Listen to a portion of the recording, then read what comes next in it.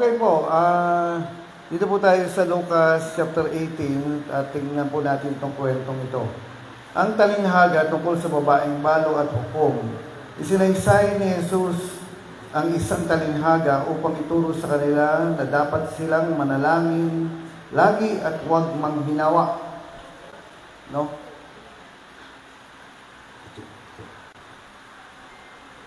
From time to time, ako po ay nangangamusta sa mga simbahan at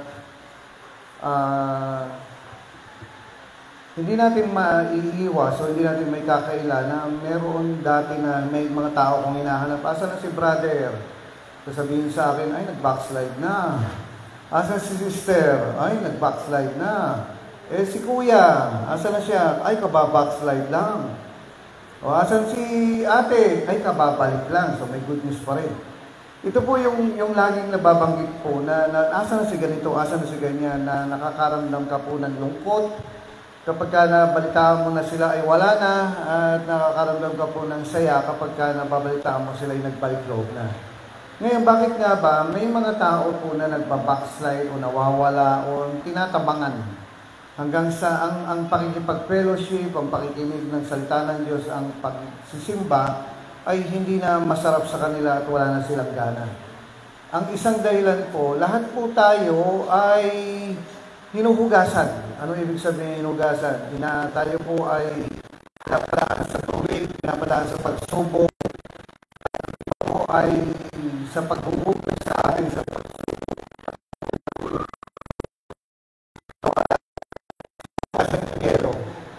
Mapapawasan yan di ba?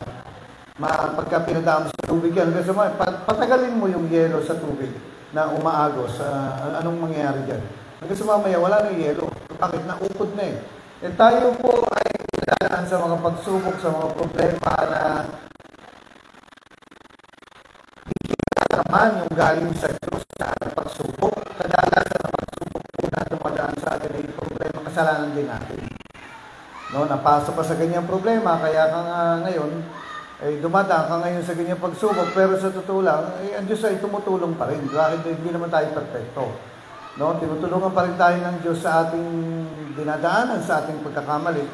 Pero nadating po sa puntos na yung mga tao po nawawala. No, nawawala. Pakitingnan ng katabi at sabihin, Merry Christmas sa iyo. Sige, sabihin mo sa katabi mo, dahil nakatagal ka, may regalo sa iyo mamaya. Okay po. Ngayon, pero hindi mo kasi maiwasan na yung iba wala na ganito. Ngayon, ang isa pong dahilan kung bakit sila nawawala, kasi pare-pares lang naman tayong dumadaan sa problema eh. Pare-pares lang tayong dumadaan sa mga pagsubok. Ganun talaga ang buhay. No? Alam nyo nga madaling mamatay kaysa mabuhay. It is free to die. No, free lang. Madali lang mamatay. Yung mabuhay, marami ka pang dadaanan, marami ka pang gagastusin. Pagka namatay ka, ang bibigyan mo ng problema ngayon, yung magpapalibing sa'yo. No? Kaya ito, wala problema rin Pero lahat naman tayo dumadaan sa pagsubok. Pero ang isang dahilan po kung bakit nawawala ka. No? Kung bakit nauubos ka, nauupod ka. Para kang yelo na pinapadaan sa gripo. Hanggang sa mamaya, wala ka na. Ubus ka na. Ang dahilan, yung pagod. Isa sa mga dahilan ay yung pagod. Napapagod ka sa problema, napapagod ka sa... Hanggang sa mamaya, nangihina ka na. Na lagi ka na lang, tingnan mo yung katabi mo, lagi na lang pinapalakas. Bakit lagi na lang mahina? Siguro China made yan. No? Lagi na lang pinapalakas, lagi na lang ina-encourage, lagi na lang kinakausap na magpatuloy ka sa Panginoon. Bakit man nanghihina ang dahilan po, walang prayer. Kasi sabi niya, no? Dito, basahin ko po ulit. Sinaysay ni Jesus ang isang talinghaga tungkol sa turo na sa kanila dapat silang manalangin para huwag manghina o manghinawa. Kawalan ng prayer. Ito po yung tinutukoy ng Diyos, ang pinaka-isa sa root cause ng nawawala, ng hihina. Nawawala na ng tiwala kasi nga walang prayer. No? Kaya makikita mo kung gaano karami ang umaattend sa prayer meeting, yun lang ang makakatagal. Yung the rest, hindi naman nagpe-pray yan eh. No? Hindi mo nga alam eh. Kaya sabi ko, nagpe-pray naman ako, malay ko ba? Hindi kita nang monitor. Pero, ang sinasabi po ng Diyos dito, no, na dapat lagi kang manalangin para hindi ka manghinawa. Ibig sabihin ng manghinawa. Prayer daw. Superman. Pagtingin po sa mga pastor, Superman yan. No, Superman. Hindi naman X-Men. Kasi pag X-Men, X lang eh. Ay, patawa po yun. Okay po. Sabi niya, sa wika niya, may isang upo na tinatapos sa Diyos at walang taong ginagataan. Nandito po yung isang na ang tawag po sa kanya terror. No, sa mga nakakaintindi, terror. Sa mansunding iyon ay may isang babaeng balo na punta ng punta sa hukom at humihingi ng katarungan. Ang ibig sabihin po ng balo, wala nang magtanggol sa kanya. Wala na siyang malapitan. No, wala nang ang mga balo kasi nung unang panahon ay walang magsuporta, hindi ba sa mga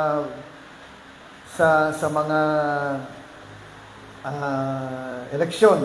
Ako magtatanggol sa inyo, yung mga ganyang mga salawikain ng ano. Dito, isang balo, meaning wala nang magtanggol.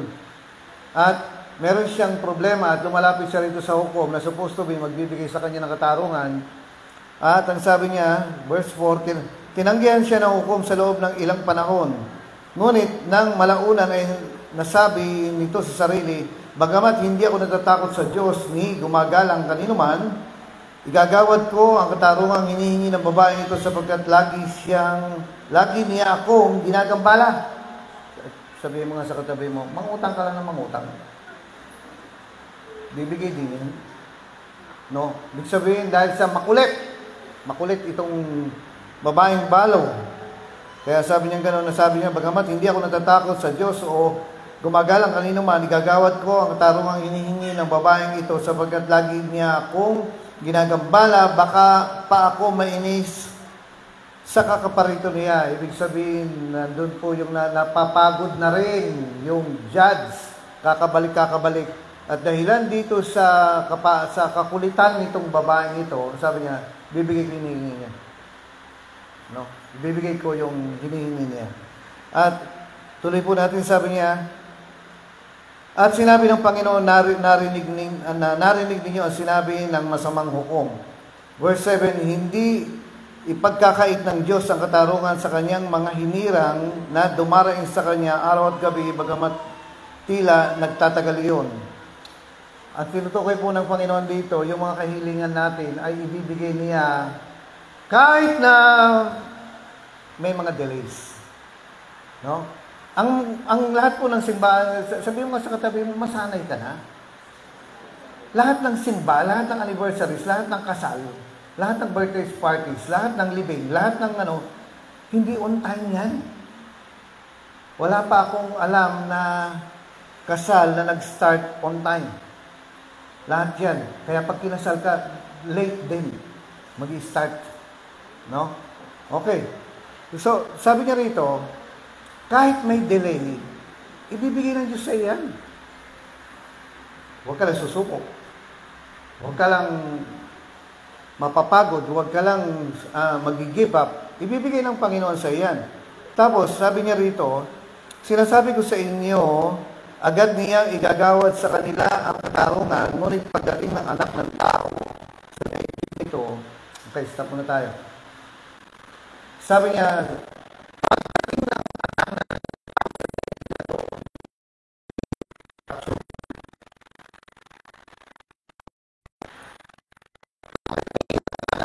sa mundong ito po yung period na last days na, second coming na, rapture na, katapusan na, ending ng timetable ng Diyos, no? At ang sabi niya, pagdating ng anak ng tao, yung time na, alam niyo po yung inyo pong anniversary sa aking pagkakaalam ay tama ba, Pastor Marlon, na move, Dahil sa nagkaroon ng mga problema sa mga anniversary, sa scheduling, dapat ang alam ko ito, August ata, October. Pero na-delay ng na-delay. Pero kinausap ako ni Pastor Marlon, si Rene ang nag-secretary na, Pastor, pwede ba kayo? Kinakausap niya, pwede ba sa ganito, ganyan. Binabalance ko. Kasi nagkagulo na eh. No, kasi yung July camp natin, hindi naging July camp, naging August camp. So, naggulo. Pero, na-set ko dapat nga, parang may nagsabi po sa akin na December 3 ang anniversary dito. Tapos na-move na naman, hindi naman pwedeng December 10, kaya ginawang December 17. Pero ito po yung December 17, kahit na nung time ng July, nung time ng August, nung time ng susunod sa August, September, sa gusto mo, darating pa rin ang December 17. Amen. Meron pong isa pong nakikipagkwentuhan sa akin, hindi ko kilala. Pero message ako. No? Ngayon, ako po'y careful sa mga ganito na, hello po, pwede pong maging chatmate. O kaya textmate, gano'n. Malay ko, miyembro ko to, naglilihim lang sa akin. Di ba? Niloloko ka. Pwede ngayon, sabi ko gano'n, anong pangalan mo? Taga saan ka? Ilang taong ka na? Anong nagsisimba ka ba? Ganito, ganyan. Ngayon, sinagot niya lahat yan. Ngayon, tinanong naman niya ako, anong pangalan mo? Ilang taong ka na? Sabi ko nga, tawagin mo akong Lolo. Yan ang sabi ko sa kanya, Lolo. Tawagin mo akong Lolo. Ayan, tapos ang sinabi niya, pakilala niya sa akin, 14 years old siya, na babae. At iniisip pa lang daw niya yung kanyang pag-aaral, yung kanyang college, napapagod na siya. Pakisabi sa katabi, kagaya mo. No, hindi pa nga siya nagsisimula, pagod na. No? Ngayon, nag-estimate po kami, sabi ko, ano bang course ang gusto mo? Masipag siya chat eh. No? Hindi ko alam kung dami account yun. Basta, masipag siya, from time to time, hello po, hi, mga ganun-ganun. Sige, reply ako, isipin mo, careful ka sa mga ganito, baka hindi mo alam, ikaw ay tinetesting lang ng miyembro mo. Baka mamaya may magsabi sa'yo, Lolo, inuman tayo, tapos sumagot ka naman, sige, tara. Huli ka. No? Ngayon, tinanong ko siya, sabi ko, anong course ba ang gusto mo? Kasi hindi pa naman siya college. Sabi niya, nursing daw, pero napapagod na nga siya, ganito, ganyan. Tapos, may sinabi siya, dahil matagal naman na ito, hindi ko na siya nakaka-chat ngayon. Sabi ko, kailan ka gagraduate kung nursing ang course mo? Sabi niya, 2024. Next year. Graduate na siya ng nursing. No, pero hindi ko na siya nakaka-chat ngayon. Ito, ganyan kasi, years old, hindi pa nakakuha. No?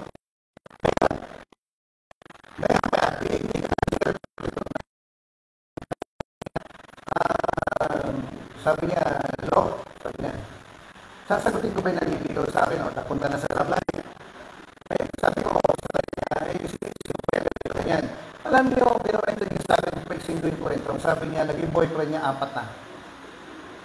14 years old, 4 ang apat na naging boyfriend. No? Ngayon, nung bandang huli, na nakakita ko ng butas dito, ang sabi ko sa kanya, sa gusto mo, ang 2024, darating. Nakuha niyo mga kapatid. Sa gusto mo, ang 2024, ang year 2024, darating. At tinanong ko po siya, anong gusto mong mangyari pagdating 2024? Ano ang gusto mong na-accomplish sa buhay mo? Yung nakapag-aral ka, nakagraduate ka ng nursing, or nakalimang boyfriend ka lang. Yan lang ang accomplishment mo pagdating ng 2024. Sabihin nyo sa katabi nyo, hindi na nag-reply. Sabihin nyo sa katabi nyo, hindi na nag-reply. Kasi darating at darating yung time na yon, ano ang na-accomplish mo? Ano ang na-accomplish mo? Ano ang nagawa mo sa buhay mo? Yung iba po, nakipag-boyfriend lang. Which is mali. Sabihin mo ulit sa katabi mo, hindi ka na nag-reply. At ito po, sabi niya gano'n, sa mga huling araw, sabi po ng Panginoon dito, sinasabi ko sa inyo, no? Ngunit pagdating ng anak ng tao, si Jesus po tinutukoy dito, pagdating ng rapture o pagdating ng second coming, yung last days, yung katapusan na ng panahon na ibinigay ng Panginoon sa atin, dumating na o darating na ang katapusan na ito, ang sabi niya gano'n, may makikita kaya siyang taong nananalig sa Kanya. Last days. Alam niyo, ako po ay every anniversary nandito, ako po suki ng Pangasinan. Dahil sa dami po ng mga simbahan natin, once a year na lang ako makapunta sa ibang simbahan. No, kasi Sundays lang, 52 lang ang Sundays ng isang taon. Tama ba? 52 weeks lang. Kaya ang simbahan natin, 150. At hindi mo maikutan yan. No? Kaya, dito sa Pangasinan, once or twice lang, ganoon. Yung iba, once. Sa totoo lang, may mga simbahan po tayo hindi ko pa nakikita. Basta ang alam ko, Rema. Pero hindi ko pa nakikita. Bakit? Pinagpapala tayo ng Panginoon eh. Ngayon,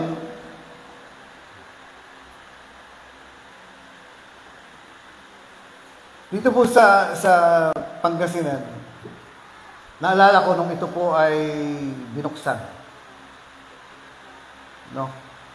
Naglagay po tayo ng 3 workers dito. At doon ginanap doon sa dating Meralco ba 'yan?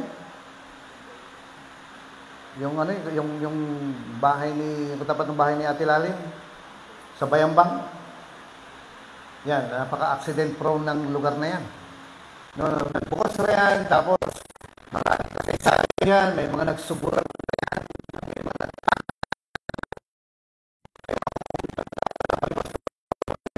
yung harang sa gitna, nakitutulak. At meron pang maliit na amplifier dyan, hindi ko makakalimutan. Pagka sinasakit, yung stomach, ang tatak, sabi ko, tagarin mo itong amplifier na ito. Kasi mga group, laging nakasama po namin noon si Ate Mirna at si Ate Lalim. Ako pupunta rin sa Bayambang nung panahon na yun every midweek. Hindi ko po alam Thursday po ba yun o Wednesday. Every Wednesday nandyan ako. Wala kayo. Kami lang nandun. At every Sunday naman, si Reverend Jomar. At one time, may mga karanasan po rin na hindi ko nakukwento kasi paulit-ulit na lang. Every anniversary, ba't kailangan sabihin mo lahat ng history? No? Bakit kasi maganda eh? At si Jomar po, Sabado ng gabi, aalis na yan sa Manila at pupunta na dito sa Bayambang. Isa pa lang ang simbahan natin. Ngayon, sabi niya, nag-usap kami, sabi niya, boy, sabi ko, ano yun? Hindi ako binuksan ng simbahan, natulog ako sa labas. Sabi ko, ano natulog sa labas? Doon sa pinto. Doon ka humiga sa sahig? Sabi niya, hindi. Saan ka humiga? Naghanap ako ng dyaryo. Yung mga dyaryo, higa daw siya. Sabi ko, ang lamok doon. Kasi ang ginawa niya, kumatok sa simbahan, walang tao doon, dapat umikot siya kay Ate Lalim. Ayan, natulog tuloy sa labas. So, ganyan po yung mga karanasan mo yan. Inaasahan ko ngayon, no, na parang na parang, ito sabi niya, pagdating ni Kuya Boy, dito sa Pangasinan, naghahanap siya ng gym na haircon sa Bayambang. Bakit nga ba hindi tayo doon? Ano nangyari? Bakit hindi tayo doon? Kasalanan mo. Kung hindi mo kasalanan, wala akong masisisi. Kaya ikaw na lang, para ikaw sisihin. Pero walang problema, basta kasama natin si Lord. Amen po ba? Umulan, bumagyo, ayos lang. Basta kasama ko siya. Niisip ko kanina, sabi ko siyang gaganapin. Doon sa gym ba, sa ganito, ganyan. Sabi ni Danica Tabs, kilala natin yan, Danica Tabs, doon po sa mainit. Ay, sabi ko, naku, hindi naman mainit, okay lang naman. No? Pasko naman. So, okay po, sabi niya rito, pagdating ng anak ng tao, pagdating ng December 17, may makikita kaya, may matatagpuan kaya si Kuya Boy na aircon, na gym. Wala namang kaso. Pinanganak ako doon sa maternity clinic na hindi aircon eh. Alam niyo po, dito, sabi ng Panginoon ito hindi siya naghahanap ng aircon. Ang sabi niya rito, basahin ko po, pagdating ng anak ng tao sa daigdig nito, may makikita kaya siyang taong may pananampalataya. Darating si Lord, ang hinahanap niya hindi pag-ibig. Darating si Lord, hindi niya hinahanap yung ganito, hindi niya hinahanap yung ganyan, hindi nga, nakakapagtaka hindi niya sinabi pag-ibig ang hinahanap niya. Hindi love. Sa last days, sa mga huling panahon, yung pagod na ang lahat, marami na tayong naranasan. Alam niyo ba, yung pagbabayad ng renta, lalo na pag di ka nakakabayad, paano mo nasabing bayad? Wala kang mabayad. Ng renta, nakakapagod. Pero alam niyo yung time na yon, sa time na pagod ka na. Bakit? Ending na eh.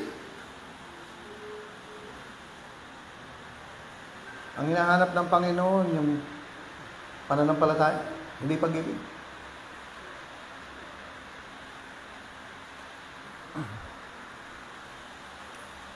Sa pinaka-ending, sa pinaka-huli, sa pinaka-dulo ng takbuhin natin, hindi po sigla ang hinahanap ng Panginoon. Although, konektado yung sigla. Hindi pag-ibig ang hinahanap ng Panginoon. Sabi niya pagdating niya, hinahanap niya faith. At nung nakikita ko po ito, nako, pagdating pala ng Panginoon, nangahanapin niya pananampalataya.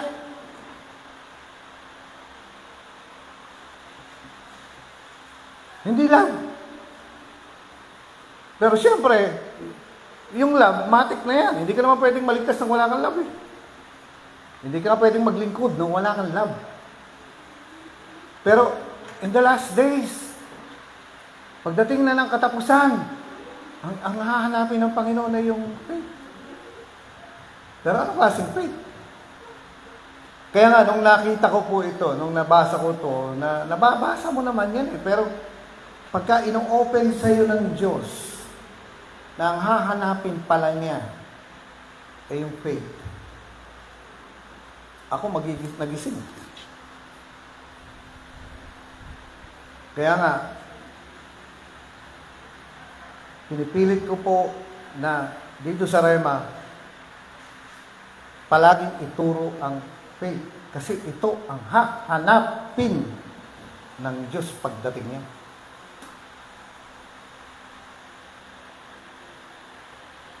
Hindi love. Baka pagtaka, di ba?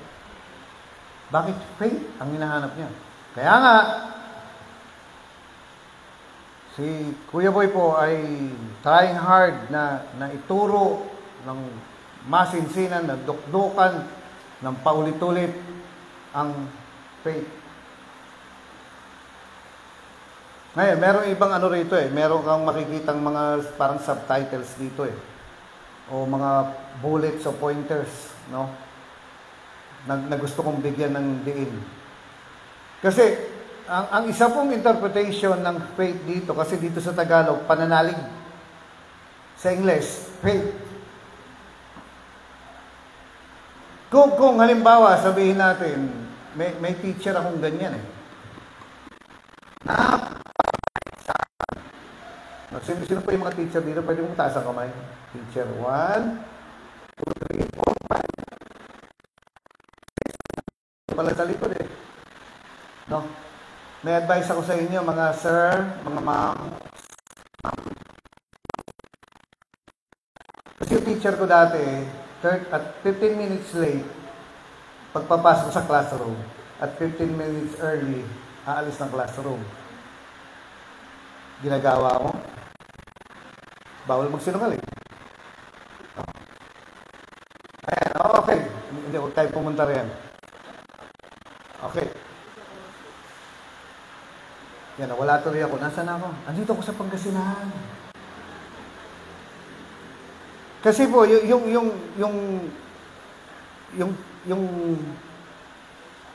yung faith na isang bagay po na ito eh. Magkaiba kasi yung naniniwala ka sa Diyos na siya ang magbibigay sa iyo ng pangangailangan mo para mabuhay. Nagtuturo ka na ba, Jason? Di ba? Tuturo ka na. So, hindi ko na tatanungin ang sweldo mo. Siguro, nasa 2 figures ba? Nasa, magkano? 10,000 na ba? A month? 99,000? Ano? Ay, ikaw, Sepa. 2 figures? 12,000, 15, 36, 42. O sige, nasa 2 figures na na 5, sorry. No? 5 figures. Hindi 2, mali. Kasi sabihin natin, yung trabaho mo, doon ka umaasa na doon ka kukuha ng supply mo. Ang alam ko, si Ate Mirna ay nag-real estate. Tama po, no? So, malaking tulong. Pagka meron kang maibebenta, meron kang nabenta, may inaasahan ka na doon mo kukunin yung. At naalala ko nga last time, kailan ba ako last time na nandito? August ba o September? Yung dumalaw po ako sa inyo rito? September. Dinala po ako nila Pastor Marlon doon sa lupa na supposed to be kukunin, di ba? At may kwento po sa akin ni Ate Baby na may lupa si Danica Tabs doon.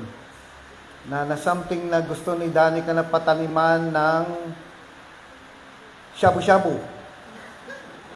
No, na sabi niya, maganda magtanim tayo dito ng gano'n, no? So, nag-iisip si Danica ng magiging extra income o walang mali po ron.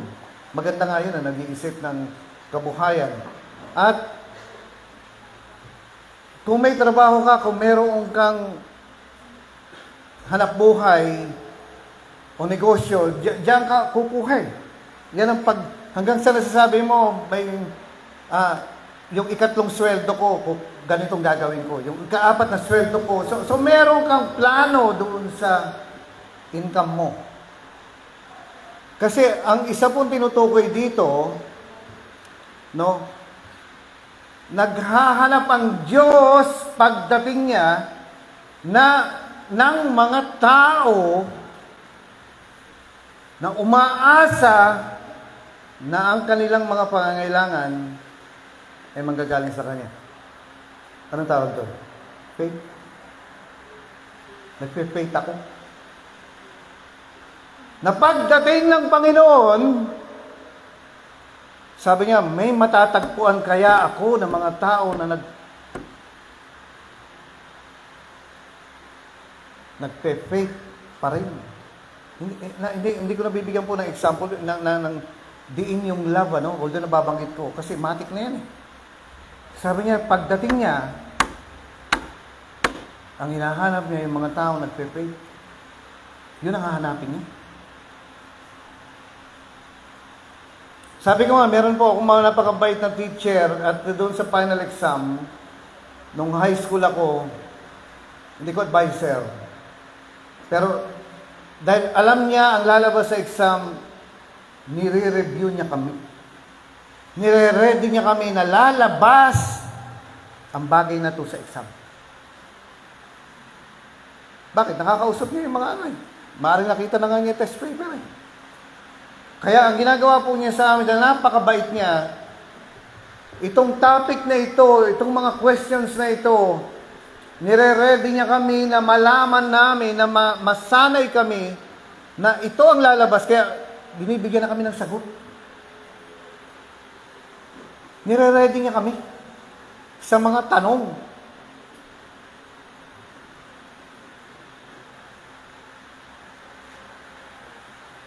Nakukuha niyo mga kapatid? At tayong mga pastor, dahil alam natin na ito ang hahanapin ng Diyos pagdating niya. Ito ang hahanapin ng ating Panginoon pagbalik niya. Magandang i-ready na tayo. Kaya nga, wala po akong tigil. Puro faith. Faith. Faith. Kasi ito yung sabi niya pagbalik niya. Hahanapin niya yung mga taong may faith.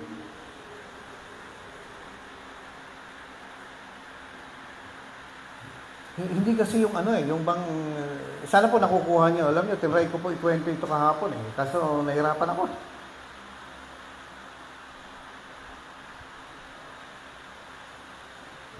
Sa grand opening, tama ba? Ano ba magandang riyan? Sa grand ending, ito yung bang ganun?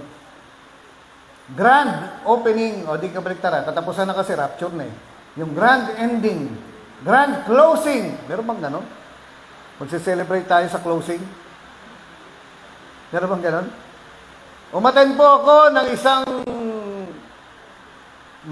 isang magulang po na namatay.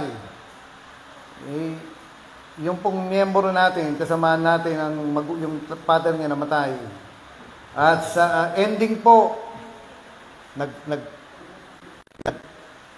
tribute, yung pamangkin, yung anak, nagsalita, si uncle, si lolo, ganito ang buhay niya, gano'n, ang bait-bait niya sa amin, gano'n, nag-iiyakan yung mga tao, at nalalaman mo ang background ni lolo.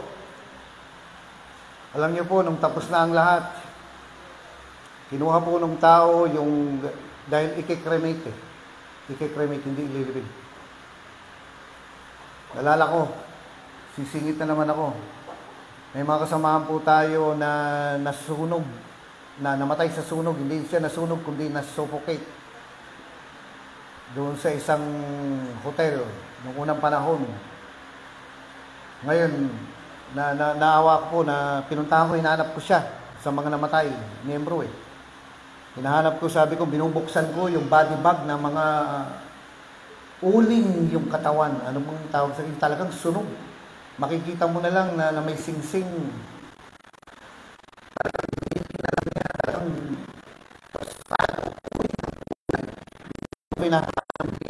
Asa na yung miyembro ko, tinitingnan ko. Nakatakip ako ng panyo. Binubuksan ko, hilera yan. Sabi ko, asa na kaya yung miyembro ko? Ngayon, hindi ko nakita. Nung nagtanong-tanong ako, dinala pala doon. Kasama pala siya sa hindi nasunog kasi itong mga ito nasunog. Ngayon sabi ko, asa na yung wallet niya? Asa na yung cellphone niya? Ninakaw. Patay na nga ninakawan pa. Ba't hindi mo nanakaw to?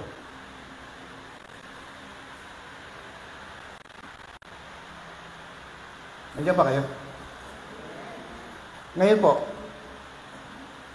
sabi nung yung isa naman, kasi alam niyo, pati anak niya, asawa niya, dalawang anak niya, na ganyang kaliliit, namatay. So, 4 silang namatay. Anak, na 2, kambal. Nanay, tatay, namatay. Ngayon, ba't namatay? Sabihin mo nga sa katabi mo, pasaway. Pero miyembro ko pa rin. Dahil di nung namatay, hinanap ko. Hawa ako sa kanila. Ngayon, sabi po ng mga kamag-anak, kung gusto kong gawin ng iba, ipakremate na lang. Sabi ng kamag-anak, naligtas na nga sa sunog, gusto mo pagsunugin. Sabi ko, nga no. Ako naman nakikinig lang sa kanila. Kaya hindi sinunog. Tapos ang kulit ng ABS-CBN nasabi niya, pwede kayong interviewin. Ano tatanungin mo sa akin? Kumusta love life niyo? Mga ganun. Hindi ako pumayag, ayaw mo i-video ka, makikita ka sa Channel 2. Si Jason na lang. Pero ito po yung alam mo na na ito ang dadatnan mo. I-ready mo yung miyembro mo. I-ready mo yung estudyante mo. Kasi lalabas tong mga tanong na to. At ang sinasabi ng Panginoon dito, sa mga huling araw, meron ba siyang makikitang pananampalataya? Kaya ito ang dahilan kung bakit kailangan mo i-ready. Ngayon, makikita po natin dito sa teksto, sa content, na hindi ba tinutukoy rin yung katapatan, hindi pananampalataya? Kasi pwede mo kasing masabi na ang isang English word yung faithfulness, isang meaning nito sa Tagalog ay katapatan. Tama po ba ako sa mga English teachers? Teacher ka, di ba? Oh. Teacher ka, hindi ka English. Teacher ka. Hindi ba ang isang meaning ang Tagalog ng faithfulness ay katapatan? Hindi faith na pananampalataya. Kasi ang tao po ay faithful. Pero hindi siya faith. Mali. Ngayon, dito kasi pwede mo sabihin na hindi ba tinutukoy rin ay katapatan, hindi faith. Hindi pananalig, hindi pananampalataya, kundi katapatan. Chinek ko po. Yung Greek word, yung original na language na ginamit dito ay hindi po katapatan. So, Greek word pistis. Parang pistol, pero pistis. P-I-S-Tis. Pistis. Greek word meaning pagtitiwala, pagpapatuloy sa Panginoon. Hindi siya related talaga sa katapatan. Although, andun yung konektado siya, pero ang sinasabi niya rito, ganito.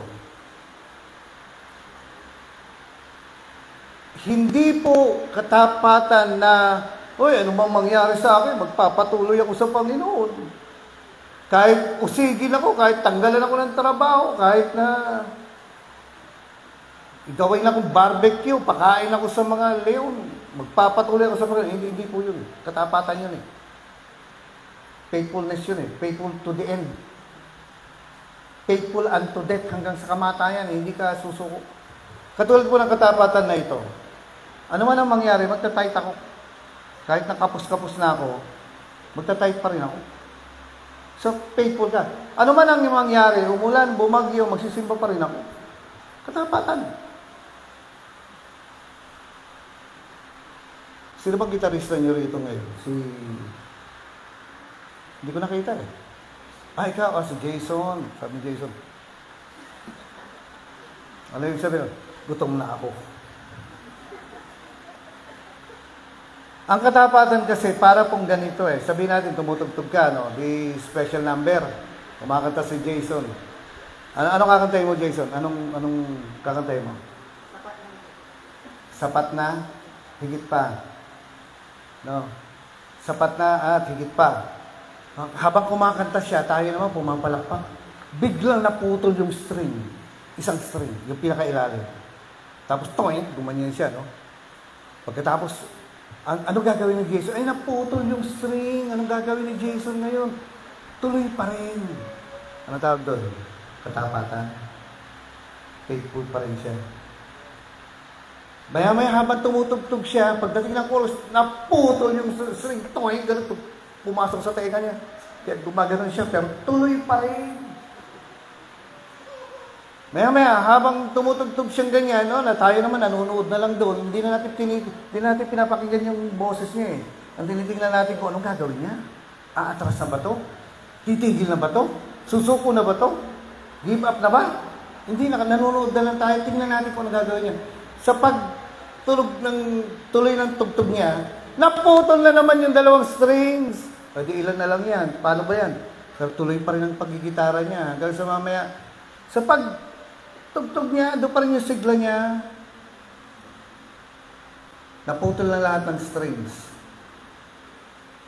Ngayon, sasabihin ni Jason, diyan po nagtatapos ang aking faithful to the end.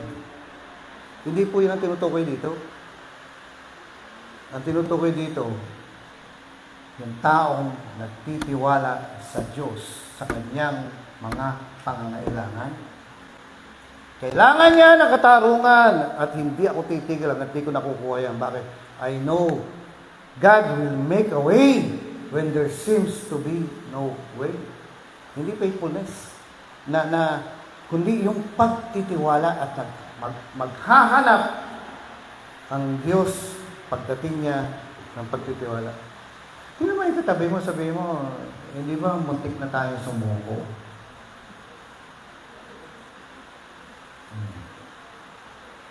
Pero nagtitiwala pa rin tayo sa Panginoon. Nagtitiwala saan?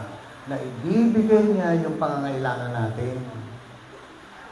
Nakukuha niyo mga kapatid? Hindi yung kumbaga, tinutusok ka na ng barbecue stick sa ilong mo. Faithful pa rin ako. Hindi yun. Yung ipapako ka na sa krus, ililitsunin ka na, ipapakain ka sa leon. Hindi yun. Kung hindi, magtiwala pa rin ako sa Diyos sa mga pangangailangan. Yung daw ang hahanapin ng Panginoon. Check nyo na lang po, pistis, Greek word.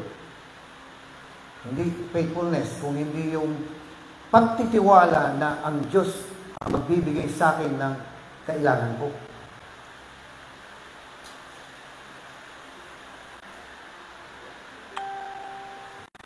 Kasi meron pong simpleng ganito eh. Ano ba yung magandang banggitin po rito? Nandiyan pa kayo mga kapatid? Ito po. Yung faith kasi, ang kadalasan pong pananampalataya ng mga tao, one-sided lang. Tama ba yung term ko? Mga teacher, correct nyo nga ako. One-sided lang na, parang one side lang. Na parang ambabaw. Bakit? Kasi, tingnan niyo po, ang pananampalataya po ng kadalasan ng mga tao ay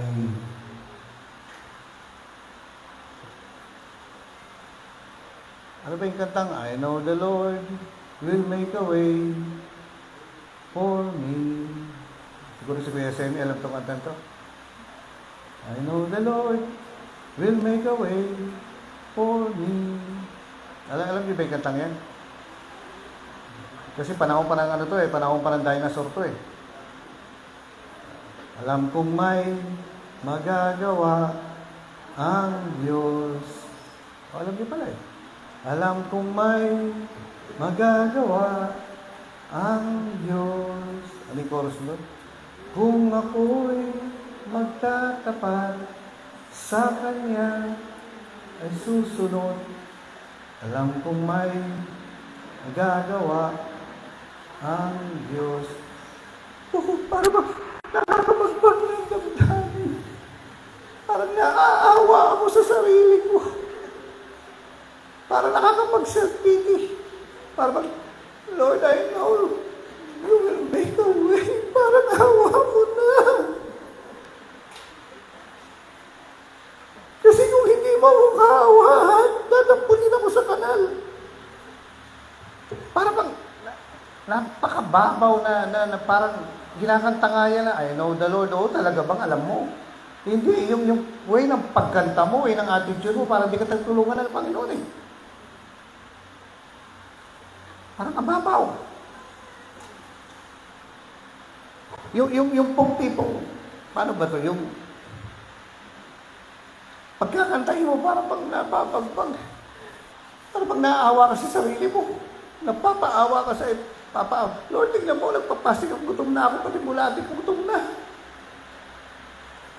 Na para pag sagutin mo ako, Lord, kasi maawa ka na lang sa akin, walang faith dun eh. Hindi faith yun eh. Kasi ang Diyos hindi nakukuha sa pananakot at hindi nakukuha sa paawa effect. At ako, hindi na ako magsisimba Panginoon pag di mo sinagot yung pag ako bumagsak Panginoon. Hindi mo makukuha mo ang Panginoon. Makukuha mo ang Diyos sa tiwala. Faith will move mountains. Ito po, nakukuha niyo mga kapatid. No, tatry ko i-close na ito ngayon.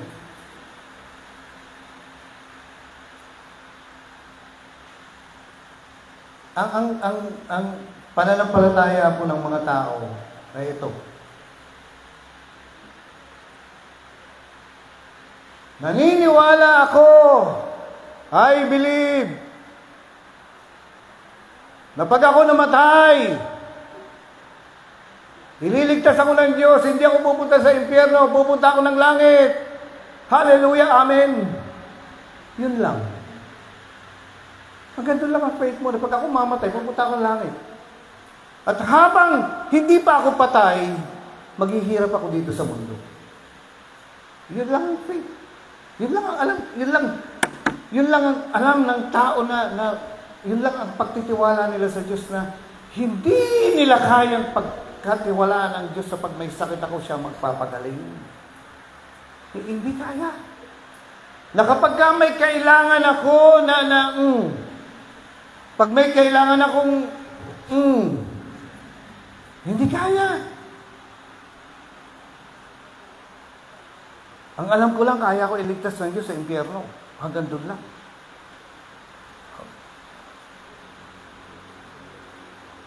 May tinatawag pong ganyan eh. Sino po yung kumakain ng baboy dito? Sabi ng amen. Masama ba? Bawal ba kumain ng baboy? Actually po, hindi na binabawal ngayon kasi pwede mo namang kainin kahit na kahit na sabihin natin, basta pinag-pray mo eh. Pero sa Old Testament, bawal yan. Ang unang-unang depensa ng Bible, ang unang-unang pangontra ng Bible para hindi ka magkasakit ay huwag kang kakain ng ganito, ganyan. Inuna niya yung pagkain. No? Tayo, umaasa tayo sa prayer, pero yung unang-unang depensa, yung unang-unang batas na ibinigay ng Diyos, na sa Old Testament ay kasalanan. Sin ang tingin ng Diyos kapag kumain ka ng bawal.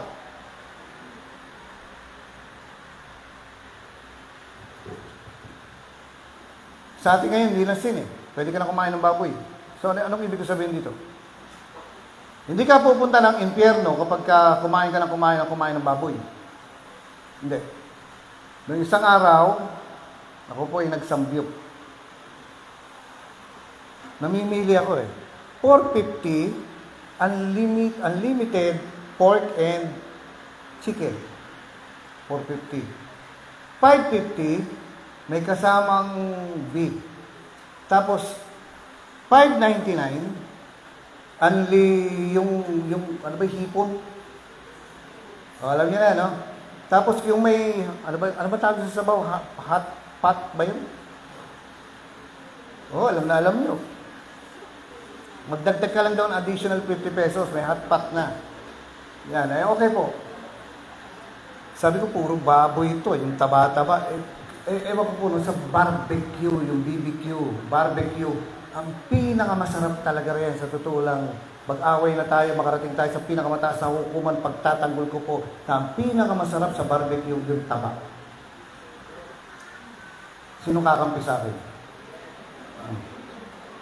Pero yung taba na yan ang ano eh. Hindi ka pupunta ng impyerno kung ikaw ay kakain ng taba. No. Wala pong nakalagay na ganyan sa Bible. Sabi ng Bible, ipag-pray nyo. No, pagpasalamat kayo. Kahit nga hindi nyo pag-pray eh. Sige, magka-diretsuhan na tayo. Kahit hindi nyo pag-pray, yung pagkain nyo, hindi ka naman pupunta ng impyerno. Sasaktan ka lang lang dyan kung may lason. Eto mga kapatid, ang pagkain ng baboy ay hindi ka pupunta ng impyerno. Mapapabilis lang ang pagpunta mo ng langit.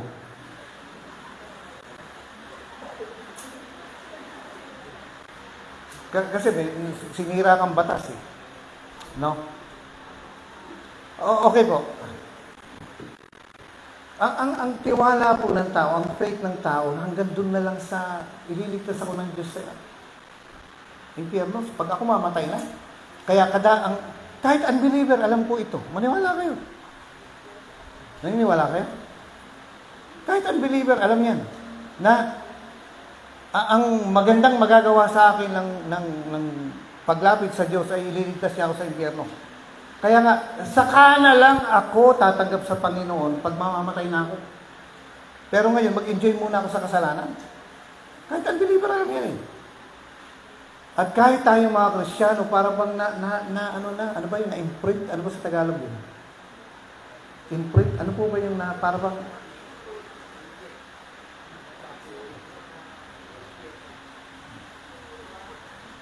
yun, tama lahat. Andun na kagad yung parang matagal ka ng born again pero something na parang hanggang dun lang eh. Pero ito po eh.